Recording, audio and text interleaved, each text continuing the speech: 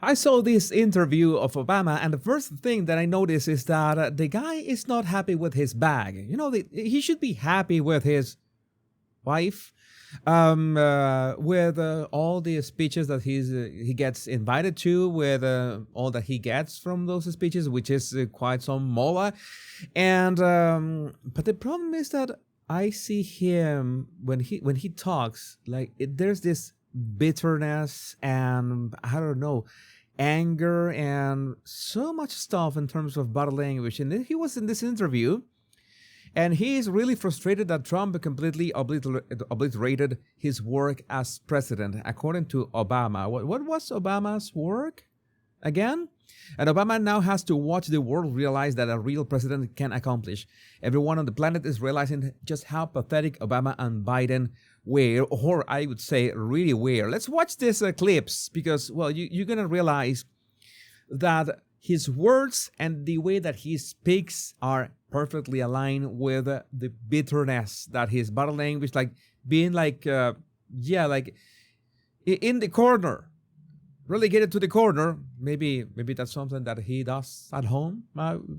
We could never know. I mean, what was unusual for me was obviously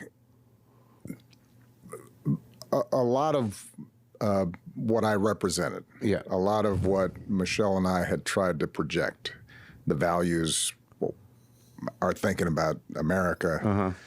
It's impressive listening to Obama talking about values. It's something that is the most hypocritical thing that you can imagine. My successor seemed to represent the opposite. Right. I'm not gonna lie, that is pretty much true. So he, for once, the broken clock is right twice a day. He just said something that is actually true. Not seemed, did. Yeah. And so I think there was a lot of anger, a lot of sadness, some fear among a big chunk of the country. The fear that you have is not having the amount of power that you used to have. And when you are drunk on power, it doesn't matter how many speeches you're invited to, it doesn't matter how much money do you make. It doesn't matter. No, you still want the power, but you have realized that whatever you try to build, whatever you try to, nurture, was a monster that devoured the Democrat Party. And I'm here for it. And that was such a joy to watch. The man that tried to frame President Trump for treason doesn't want President Trump's DOJ to prosecute the criminals. That's not how it works. Obama sounds worried, and he talks about kangaroo courts. I had to find out what was the kangaroo courts. Well, like sham courts or a bogus justice system, according to Obama. Yeah, we don't want kangaroo courts and trumped up charges. That's what happens in other places that we used to scold. Yeah. For doing that. We want like our court system and our Justice Department and our prosecutors to be, and our FBI to be just playing things straight and looking at the facts. And you're saying what he's saying, right? Like there was no lawfare against Trump. There was no weaponizations of the justice system under his terms and under Biden. Again, it's something that it's almost expected, but why would you speak like this? I used to think a long time ago that Obama was the, nonchalant, charismatic.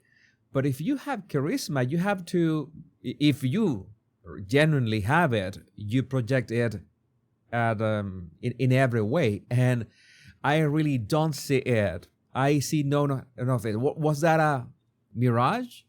Was that a fabrication? Was that fake? Most likely. Yeah, not meddling in politics the way we've seen lately.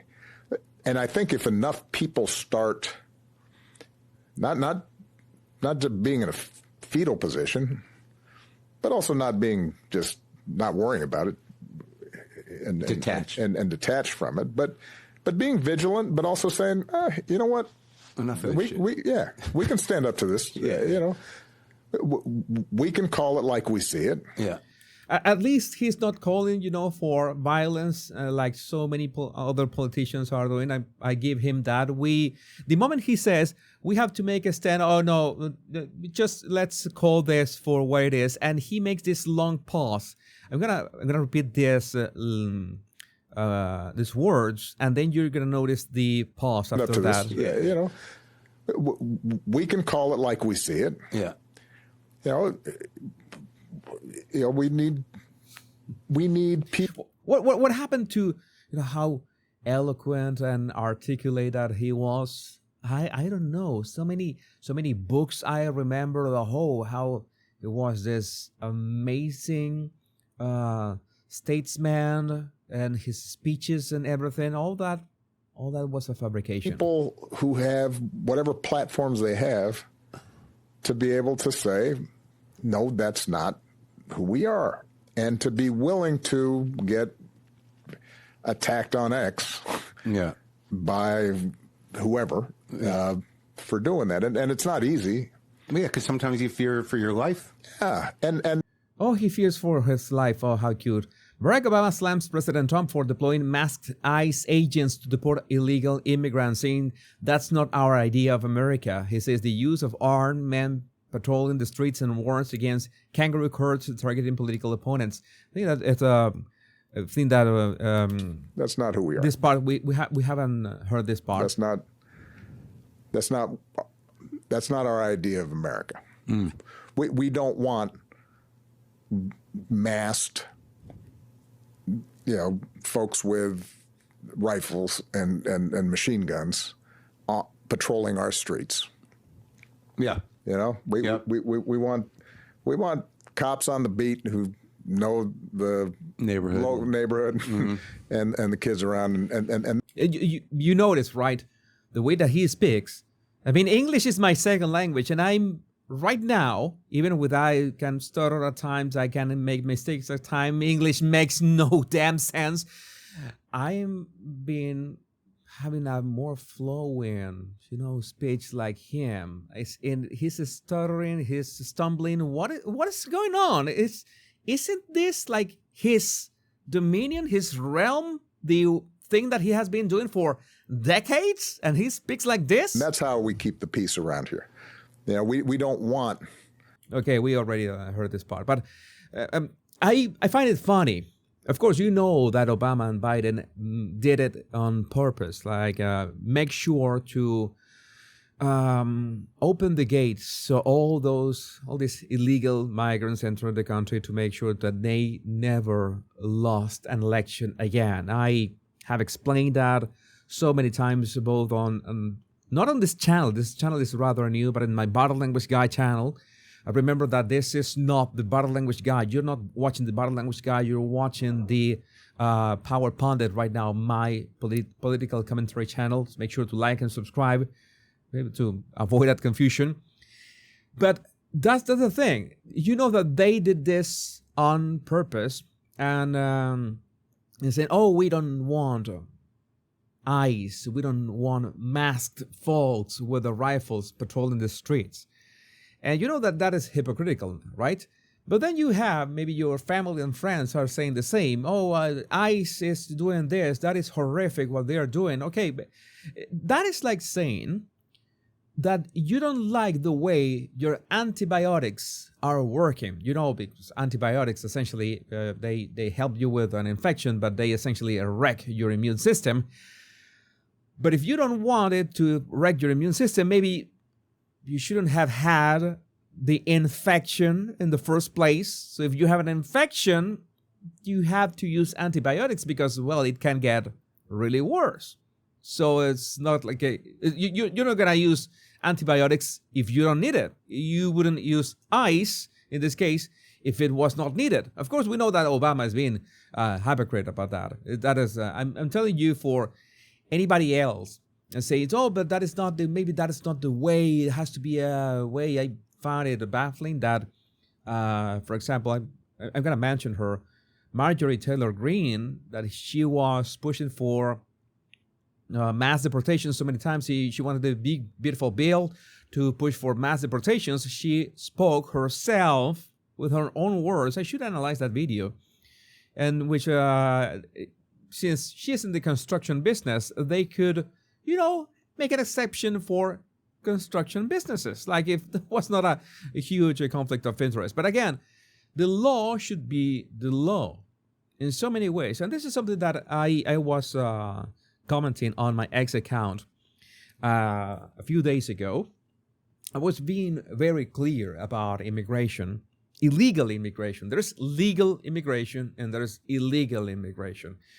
And I told everybody, this is very simple. I have many. I could count like with both hands. Let's say with both hands. It's not that many. It's like we say 7 or 8. I have 7 or 8 family and friends that I could tell you that they entered the United States illegally. They overstayed their tourist visas. But one thing is for certain, they were like, they did it the Venezuelan way.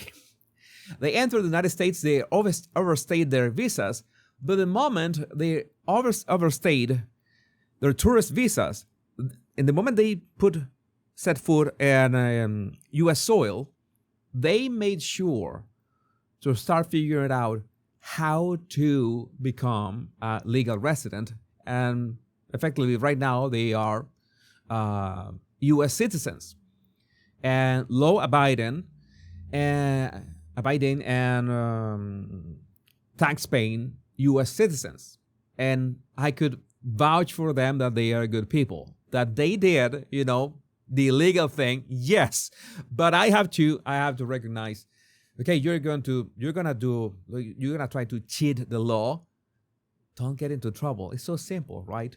Don't get into trouble and make sure to move as fast as possible. That's part of the Venezuelan way. Again, maybe you're American, maybe you don't like what I'm saying, but I don't know what to tell you. I don't agree with that. I could never do that myself. I always thought, I've told you about that so many times.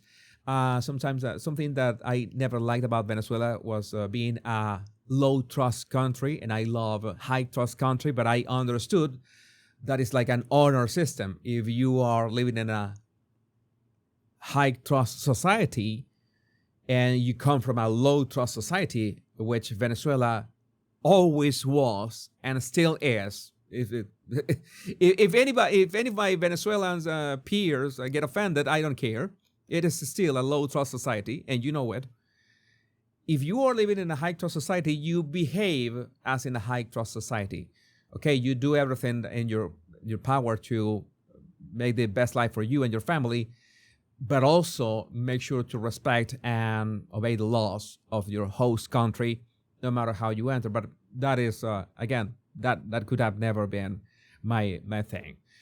Again, I would like to know your opinion about Obama's body language and maybe thoughts about ICE and thoughts about Trump destroying his legacy, whatever his legacy is. And remember that this is the Power Pundit channel, different from my body language guy. This is focused on politics. My name is Jesus Enrique Rosas. I'm the Power Pundit. Much love and bliss.